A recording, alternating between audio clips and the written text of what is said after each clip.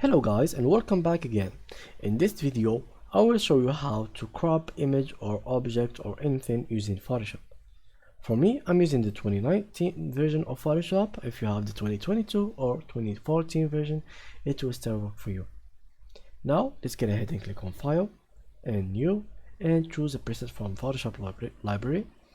I'm gonna use this one, but if you want to customize your own one, just click on these two numbers and change their value, and then click on create, and this page will be showing up.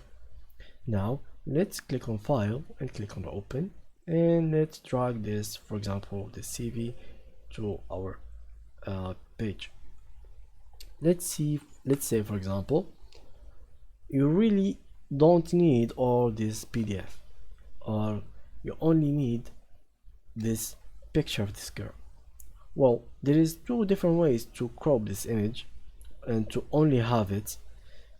Basically the first one is something like that, by selecting this image and then click on cut, and here you can see there is the image cut.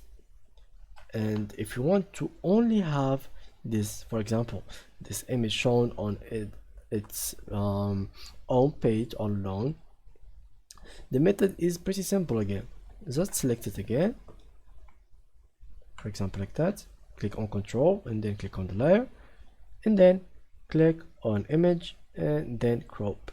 So that's how you crop an image. There is another example, for example this PDF itself. Let's say you have these extra edges that you don't really want, you only want the PDF from here until here.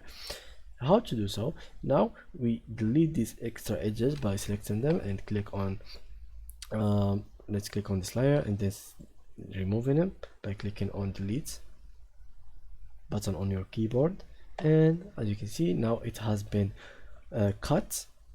And after that we select from this layer in here, click on control and then click on it again, and now we click on image crop, and as you can see the layer will be cropped again. So that was the tutorial for today guys. If you enjoyed it, please leave a like, and thanks for watching.